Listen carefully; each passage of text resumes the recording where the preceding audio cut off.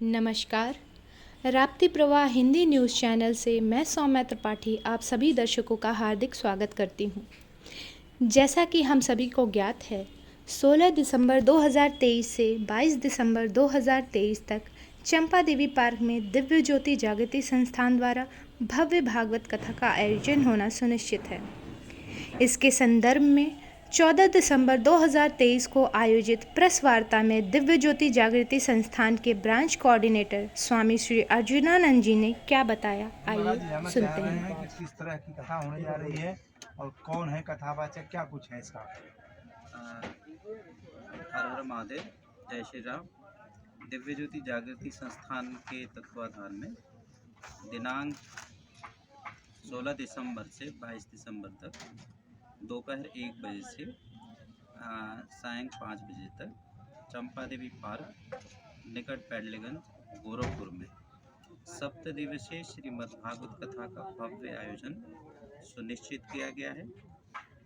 दिव्य गुरु श्री आशुतोष महाराज जी की 7वीं शिष्य विश्वविख्यात भागवत भास्कर भागवताचार्य साध्वी सुश्री कालिंदी भारती जी गुरु गोरखनाथ महाराज की पावन धरती पर व्यासपीठ पर प्रथम बार सुशोभित होंगी।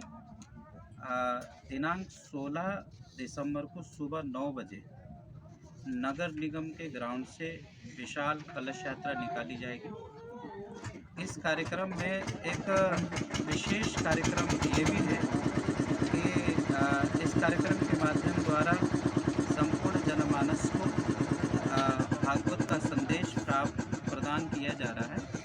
दिव्य गुरु श्री आशुतोष महाराज जी इस भागवत जी के माध्यम द्वारा यह संदेश प्रदान करना चाहते हैं कि ईश्वर केवल मानने का विषय नहीं है, जानने का विषय है।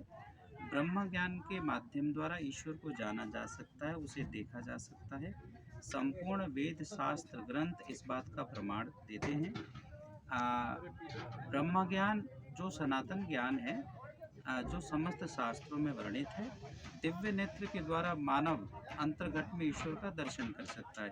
इसी से संदेश को लेकर के कथा व्यास जी प्रत्येक दिवस कोई न कोई प्रसंग हमारे बीच में रखेंगे और संपूर्ण गोरखपुर के जनपद वासियों को हम आह्वान करना चाहते हैं इस कॉन्फ्रेंस के माध्यम द्वारा इस कार्यक्रम में आएँ और भागवत में पधारें और अपने जीवन को सफल बनाएं।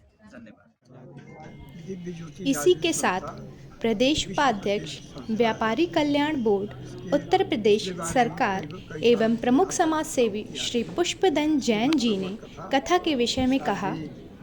कालिंदी भारती जी द्वारा इस बार प्रमुख रूप से जो सबसे अच्छी कथा कहती हैं, इनका कथा होने जा रहा है 16 तारीख से लेकर के और 22 तारीख तक चंपा देवी पार्क में 1 बजे से 5 बजे तक। निश्चित रूप से यह जनमानस को उनके योग के लिए, उनकी साधना के लिए, आदमी को भगवत से किस तरह जोड़ना जाता है, यह कथा हर आदमी के कल्याणकारी है और निश्चित रूप से सब लोगों को इसमें आना चाहिए और इस कथा का लाभ लेकर के अपने जीवन को सफल बनाना चाहिए। तो यह चंपा देवी पार्क में 16 तारीख से कथा जो प्रारंभ हो रही है, सुबह प्रातः 9 बजे से यहाँ पर जो है कलश यात्रा भी निकाली जाएगी। उसमें भी अधिक से अधिक संख्या में महिलाएं पुरुष सब लोग भाग करें और 1 बजे से 5 बजे तक 16 से लेकर 22 तक सभी लोग यहाँ उपलब्ध हों आएँ। यही मेरी आम जनमानस से विनती है, प्रार्थना है। जय श्री राम। गोरखपुर में इसी क्रम में श्री राजेश तुलस्यान जी तुलस्यान फार्मा ने कहा, बहुत भव्य आयोजन है, इसमें आम जनता को आना चाहिए, लाभ लेना चाहिए। दिव्य ज्योति संस्थान जो है, ये कथा के अलावा इनके बहुत से प्रकल्प चलते हैं। नशा उन्मूलन है, बच्चों को शिक्षा है, इस माध्यम से ये बहुत कुछ देना चाहते हैं समाज को। साथ ही साथ श्री रमेश सिंह पूर्व वारंट ऑफिसर एयरफोर्स ने इस वार्ता के दौरान कहा, एवं संचालक सब श्री आशुतोष महाराज जी हैं।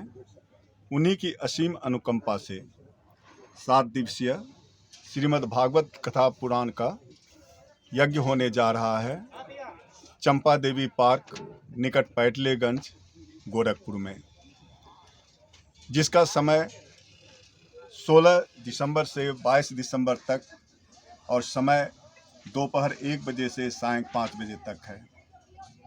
इसके लिए साध्वी सुश्री कालिंदी भारती जी पंजाब से आई हैं हम सबको भागवत पुराण ज्ञान यज्ञ के बारे में बताने के लिए। सज्जनों, सामान्य मानव जीवन में कुछ भी जीने योग्य नहीं है। ईश्वर से जुड़कर ही जीवन जीने योग्य बनता है। एक साधारण मिट्टी का कोई वैल्यू नहीं होता है। जब वही मिट्टी मूर्ति में परिवर्तित हो जाती है तो पूज्य बन जाती है। वैसे तो संसार में हर जगह पूजा पाठ, कर्मकांड, पूजा, सत्संग, प्रवचन होता रहता है, लेकिन जब तक कि हम ईश्वर को जानेंगे नहीं, कितनी भी कथा कर लें, कितनी भी यज्ञ कर लें, कर्मकांड, पूजा कर लें, हमारी भक्ति सार्थक नहीं हो पाती है। इन्हीं सब बातों को बताने के लिए इस कथा में विदुषी कालिंदी भारती जी बताने के लिए आई हैं कि जब तक कि हम खुद को नहीं जानेंगे, हम अध्यात्म से नहीं जुड़ सकते हैं। और ईश्वर को जानने के लिए हमें किसी ब्रह्मनिष्ठ सद्गुरु के सानिध्य में जाना ही पड़ता है।